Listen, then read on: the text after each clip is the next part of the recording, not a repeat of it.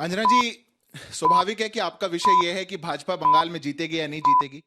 हम कहेंगे कि जीतेगी, विपक्ष कहेगा कि नहीं जीतेगी। पर इस बात में मैं जाऊं उससे पहले मैं एक महत्वपूर्ण बात पर जाना चाहता हूं। क्या बंगाल जीतेगा या नहीं जीतेगा? बंगाल पिछले 15 साल के अंदर जिस तुष्टीकरण की आग में, जिस सांप्रदायिकता की आग में, जिस विनाश की राजनीति में, जिस भेदभाव की राजनीति की भेंट चढ़ाया जा चुका है, आज बंगाल को जीतने की आवश्यकता है। पिछले 15 साल के अंदर 66,000 कंपनियां बंगाल को छोड़ करके चली गई हैं।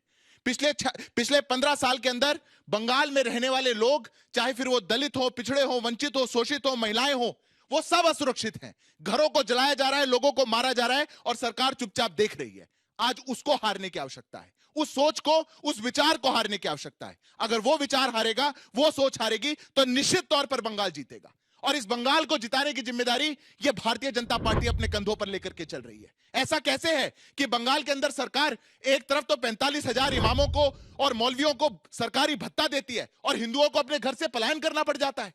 एक तरफ तो सरकार ईद को सेक्युलर बताती है पर रामनवमी को कम्युनल बता देती है। मुर्शिदाबाद से लेकर के आसनसोल तक हिंदुओं के घरों को जला दिया जाता है, हिंदुओं को मार दिया जाता है और सरकार हाथ पे हाथ धर कर रखती है, क्योंकि वोट बैंक की कहानी है। जहां वोट बैंक की लड़ाई बंगाल को पीछे छोड़ करके आगे बढ़ चुकी हो, हमें उस सोच और उस विचार को हराना है। आज बंगाल के अंदर, जहां पर एक समय तो ऐसा था जब 2005 में ममता बनर्जी कहती थी कि 1 करोड़ घुसपैठिए बंगाल में आ गए हैं, इस्तीफा देकर के चली गई थी संसद से, आज वो बंगाल के अंदर एसआईआर होने का विरोध कर रही हैं। बंगाल के अंदर जो बांग्लादेश से हमारा जो सीमा लगती है, उसके 600 किलोमीटर के बॉर्डर की फेंसिंग होने का विरोध कर रही हैं। क्यों है ये प्रेम? कौन सा है ये प्रेम? हमने मरते हुए, भारतीय जनता पार्टी के कार्यकर्ताओं ने अपनी जान देते हुए, पॉलिटिकल किलिंग्स में नंबर 1 है बंगाल, मरते हुए बंगाल को सींचा है। निश्चित तौर पर इस बार भारतीय जनता पार्टी बंगाल को जिताने का काम करेगी और बंगाल में नया लेकर के आएगी।